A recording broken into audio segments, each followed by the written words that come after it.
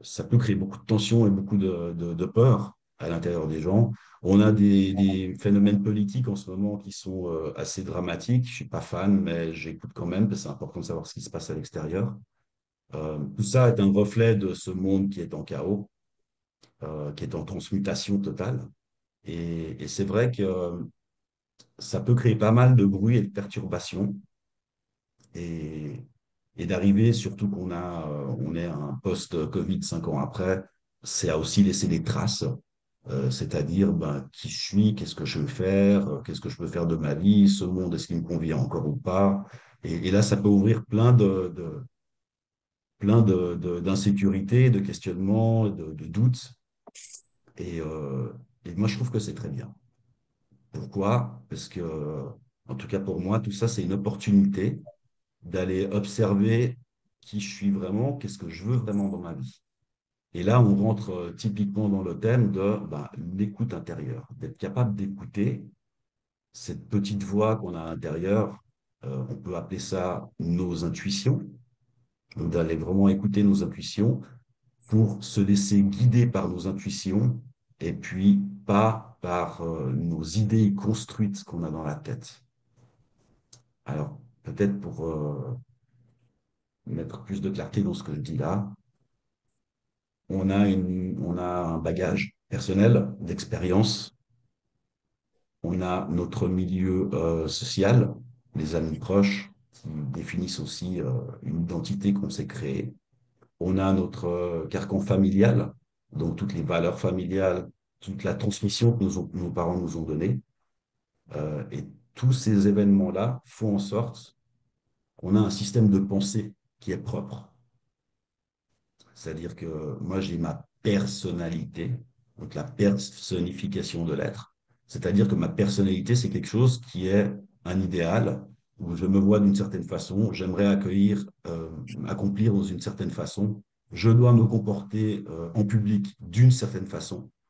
Et là, quand ça se passe comme ça, quand on est en face d'autres êtres humains, que ce soit des situations professionnelles, amicales, familiales, ou quelques types de relations, on se retrouve à mettre des masques, des identités. On joue des personnages en permanence autour de nous pour plaire, pour être bien vu, pour satisfaire à des normes. Et tous ces personnages qu'on porte, quelque part, des fois, ils correspondent exactement à qui on est, et quelquefois, ils ne nous correspondent pas forcément, mais on ne sait pas comment faire autrement. Et l'écoute, c'est vraiment cette capacité d'aller au-delà de cette personnalité qu'on a construite, de ah, mais c'est comme ça qu'on doit faire, c'est comme ça que je dois faire, dans des situations où, par exemple, je me sens plus à ma place dans mon travail, mais je sais pas quoi faire d'autre. Parce que je m'identifie à une expérience d'avoir travaillé, par exemple, 10 ans dans un domaine d'activité et je ne me vois pas faire autre chose. Donc, toutes ces choses-là, ça appartient au monde appris de qui on est. Mais la petite voix, celle de l'intuition, voilà, on peut la nommer comme ça, dans un jargon un petit peu plus spirituel, on pourrait dire notre âme qui nous parle, qui quelque part, elle, sait où elle veut nous amener, mais il y a une dissonance entre écouter cette voix intérieure et puis le pouvoir du mental et, je dirais, de l'ego, qui, lui, a des protocoles, qui a des règles bien établies, qui se dit non, c'est comme ça que je dois penser. Pourquoi? Parce que c'est comme ça que ça a marché pour moi. Par exemple, et c'est valable dans plein de situations, la façon dont le cerveau a construit tous ces schémas d'information, tous ces schémas neuronaux, avec des actions et réponses automatiques quelque part, où on est tout le temps en mode autopilote. Par exemple, Euh, si dans la famille, j'ai dû tout le temps donner la priorité à l'autre et pas à moi pour être accepté dans mon clan,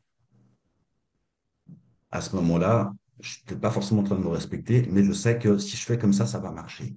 Donc ça, c'est un fonctionnement qui est appris.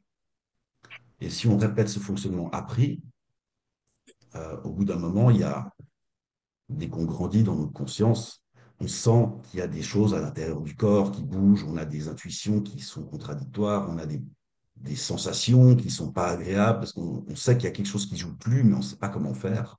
Parce que ce mode appris, il a le contrôle. Et l'invite à l'écoute de soi, c'est de trouver un moyen de pouvoir un petit peu prendre de l'altitude, prendre de la hauteur avec soi-même, et puis d'observer ces mécanismes automatiques et de se dire, OK, d'accord, je sais que comme ça va fonctionner si je le fais, mais est-ce que j'ai vraiment envie de le faire? Donc, c'est une des techniques, c'est une façon de commencer à aller s'auto-questionner sur nos propres pensées. Nexens, est-ce que vous me suivez un petit peu?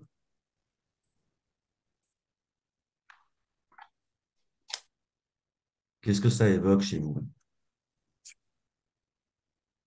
Je vous propose qu'on soit assez interactif. J'aime pas tellement être dans la posture où je fais un flow unilatéral. Je trouve très intéressant d'avoir qu'on échange en dynamique si ça vous tente, on pourrait faire comme ça. Par exemple, moi, pour ma part, c'est des choses que je sais, mais que ça prend très longtemps à affiner vraiment à chaque instant de notre vie. Parce on connaît les grandes lignes, donc alors ça va, on va d'abord, quand on commence ce chemin, on va peut-être dégrossir, c'est-à-dire voilà, prendre soin de moi, bah, aujourd'hui je vais vraiment me reposer, par exemple, on va faire les gros trucs grossiers entre guillemets, hein, même si c'est pas juste pour voir le truc, l'entonnoir qui va petit à petit s'affiner. Et puis voilà, ça va être dans tout un système de schémas par rapport à dans tous les espaces que tu as cités, la société, la famille, etc. Mais après, c'est quand même un travail constant, je pense. Et parfois, même dans la journée, bon, donc je vis pour l'instant juste avec mon mari, on n'a plus d'enfants à la maison, mais de temps en temps, un exemple qui me vient, je vais descendre le matin et je vais faire son café avant de faire quelque chose pour moi. Et je vais lui amener au lit avant même de me servir moi. Donc il y a des matins, je me dis, mais attends, tu es en train de lui faire un truc pour lui. Et qu'est-ce que tu as vraiment envie? Je veux boire mon vinaigre, mon eau vinaigrée à l'eau chaude d'abord. Donc il y a des matins où je me reprends alors, c'est un élan d'amour, etc. Mais il y a des matins où je me dis, qu'est-ce que tu as vraiment besoin, toi, dans l'instant, de faire? Donc, c'est une surveillance continue. Et pour réajuster, en fait, les choses et être au plus proche de ses besoins d'âme, tout en interagissant avec les gens avec qui on vit, avec nos proches, avec nos amis, etc. Donc, voilà. Au-delà je trouve que voilà, je me mets sous surveillance constante de me dire est-ce que vraiment je suis à l'écoute de moi, quoi. Ouais, je te remercie. C'est exactement ça. Tu fais très bien de le citer. La, Ça demande un travail constant de s'auto-observer, d'aller vraiment aller s'écouter. C'est une petite voix qui nous parle. Si on peut imaginer ça comme une petite voix qui te susurre quelque chose à l'esprit et qui te dit, attends, mais j'ai pas tellement envie de faire ça vraiment. Toute la subtilité, elle est de se dire quelle importance je vais lui donner à cette voix. Quel crédit je vais donner à cette voix. Quand je vais dire une voix, c'est exprimé sous forme, c'est une pensée, on est d'accord, hein, c'est des pensées qui nous traversent l'esprit, tout ça. Et dans le brouillard des pensées, donc le cerveau, c'est quelque chose qui génère constamment de la pensée. On peut, dans la méditation, arriver à des moments où on se rapproche de plus en plus d'une forme de silence intérieur. C'est surtout une question où on positionne notre focus ailleurs, mais là-dedans, ça processe tout le temps. Qu'on l'entende ou pas, c'est tout le temps en train de processer de la pensée. Et l'intuition, elle arrive, donc la voix de l'âme, elle arrive dans le corps, et pour être entendue, eh ben, elle va utiliser des canaux de communication. Donc, je vais symboliser ça très facilement. Vous avez tous un ordinateur ou un téléphone. Donc, un téléphone ou un ordinateur, il a une mémoire. Il a un microprocesseur qui est le cerveau qui pense, d'accord? Mais il a aussi des périphériques d'entrée et de sortie. Ça veut dire que vous avez un clavier et une souris pour envoyer des informations au système, Et puis, il y a un écran, par exemple, où le système, lui, vous envoie des informations en retour. Eh bien, votre âme dans votre corps, elle utilise les trois corps et les cinq sens pour communiquer avec vous. Donc, ça veut dire que quand votre âme elle a un message à vous faire passer, eh ben, elle va vous générer des pensées.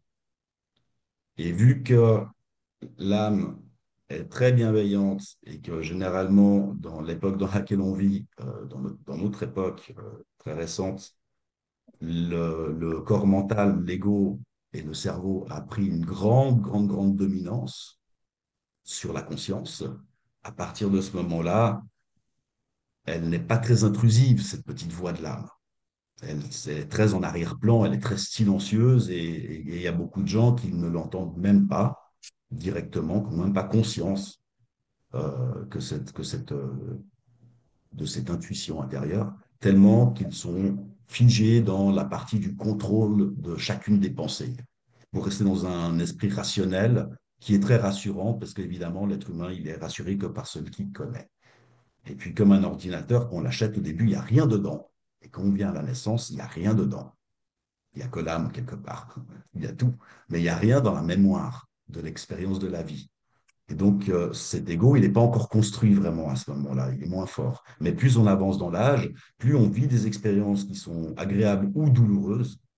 J'appuierai surtout sur les expériences douloureuses qui nous créent des gardiens et des barrières de protection. On commence à mettre de plus en plus de couches et à prendre totalement le contrôle et donc à ce moment-là de beaucoup moins entendre ces messages de l'âme. Mais cette âme, elle parle au travers, comme je disais avec cet exemple de l'informatique, elle parle au travers des canaux de communication que le corps y dispose. Donc ça veut dire, si on parle du corps mental, c'est des sensations dans le corps. Tout d'un coup, je rebondis, je me permets d'utiliser ton exemple. Tiens, je lui apporte un café, je le fais par un allant d'amour, mais au fond de moi, j'aimerais bien me faire mon eau chaude avec mon vinaigre.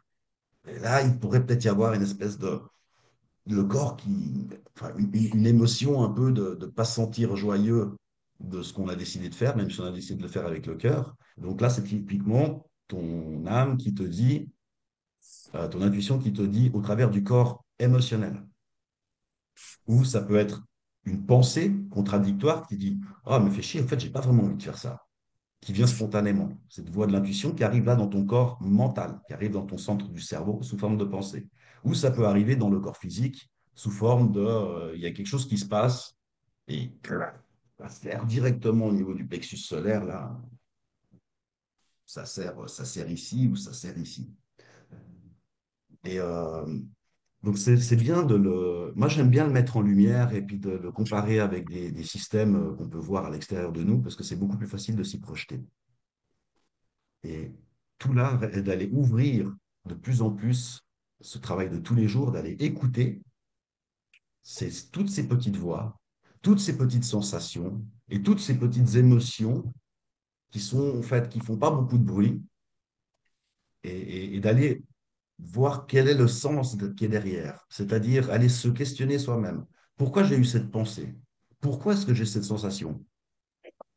Pourquoi est-ce que j'ai cette émotion qui me traverse du coup? Et, et c'est par là qu'on peut commencer à faire ce travail de prise de conscience du soi. Et puis après, comme elle a très bien dit Virginie, c'est un travail qui se fait tous les jours. Donc après, c'est un mode de mécanisme qu'on apprend, qu'on répète. C'est comme quand on va à la salle de sport. Au début, c'est dur. Et puis quand on y va tous les jours, après, c'est plus facile. C'est comme quand on commence à faire du yoga. Au début, c'est pas souple. Mais si on le fait un peu tous les jours, c'est de plus en plus facile d'aller toucher les mains au sol. Et le mécanisme d'accès à l'intuition, donc à cette petite voix et à cette conscience, de mettre de la conscience dessus, c'est aussi comme un muscle, ça se travaille. Est-ce que quelqu'un veut apporter quelque chose là-dessus ou veut partager son expérience?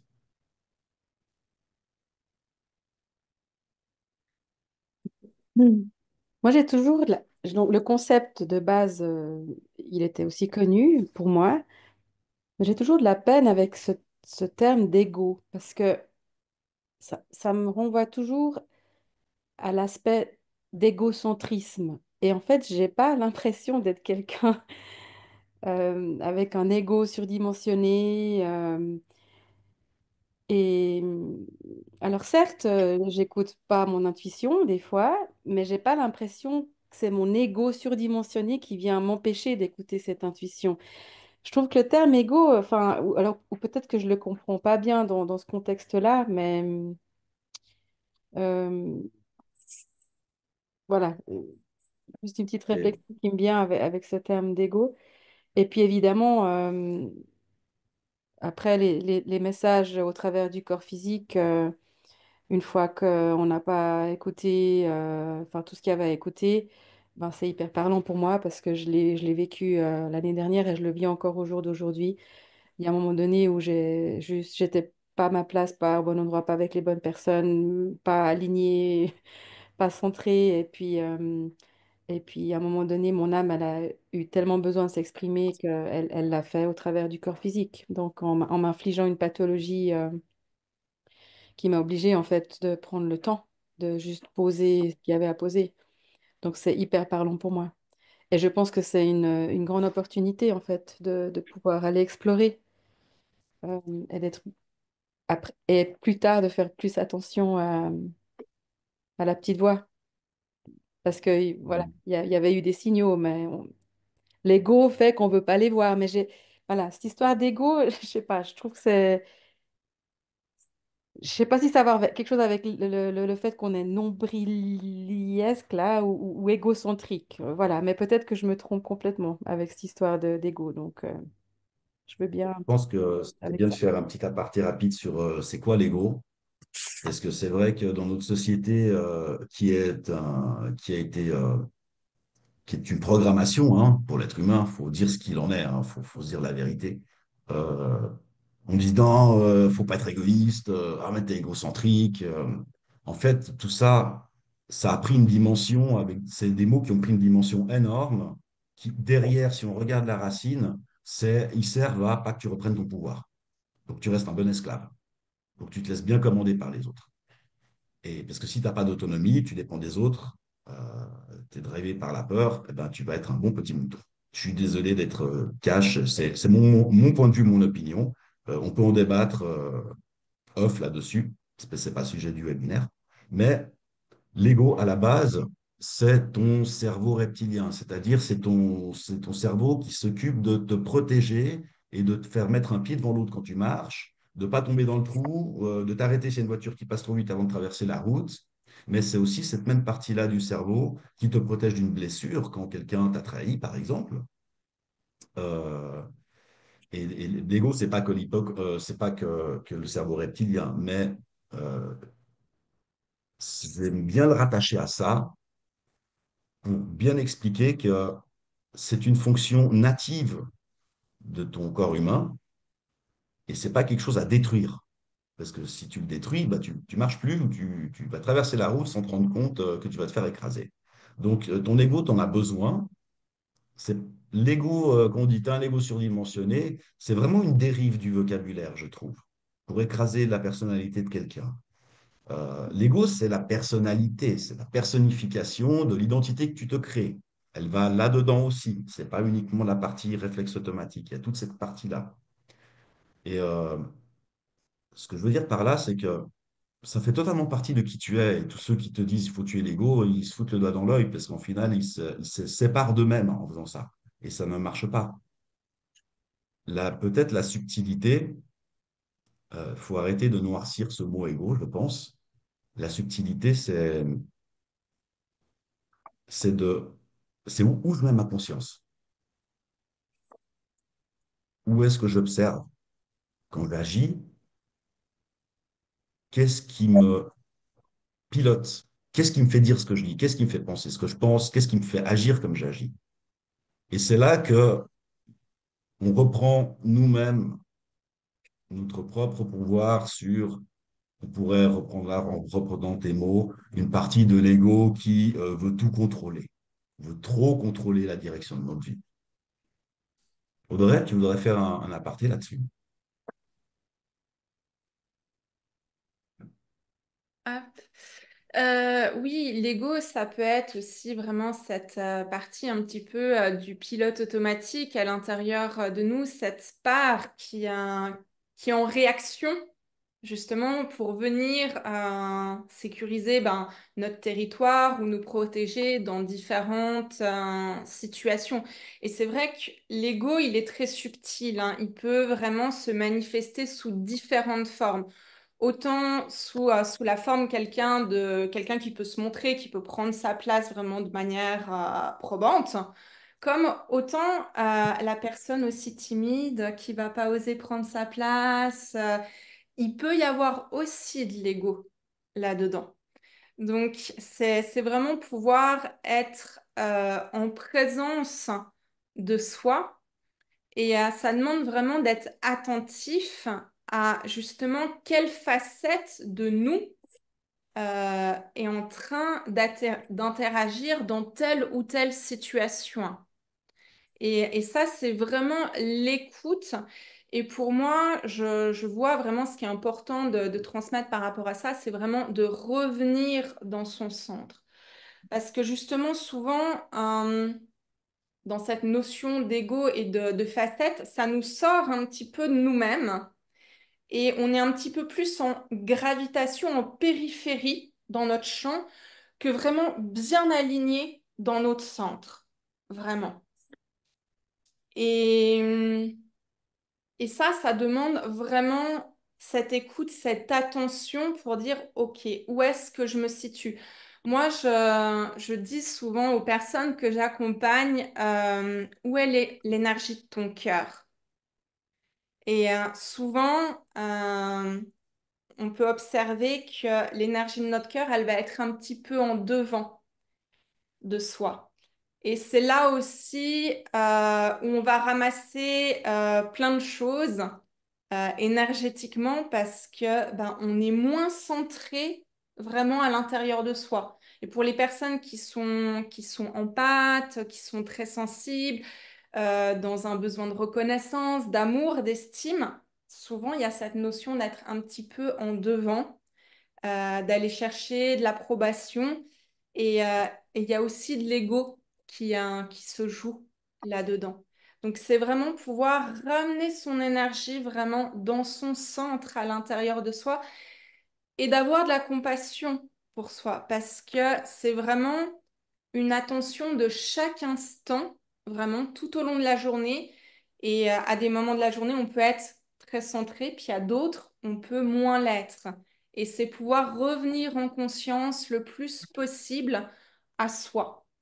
Et plus on le fait, plus on acquiert cette stabilité et cette force de rester vraiment dans son centre.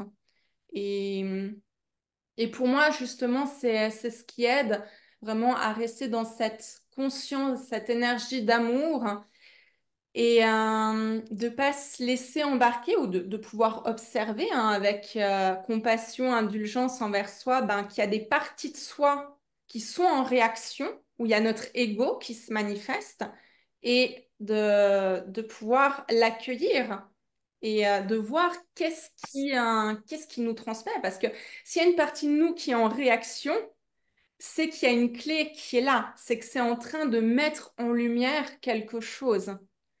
Donc, pour moi, c'est avoir de la gratitude vraiment aussi pour ça.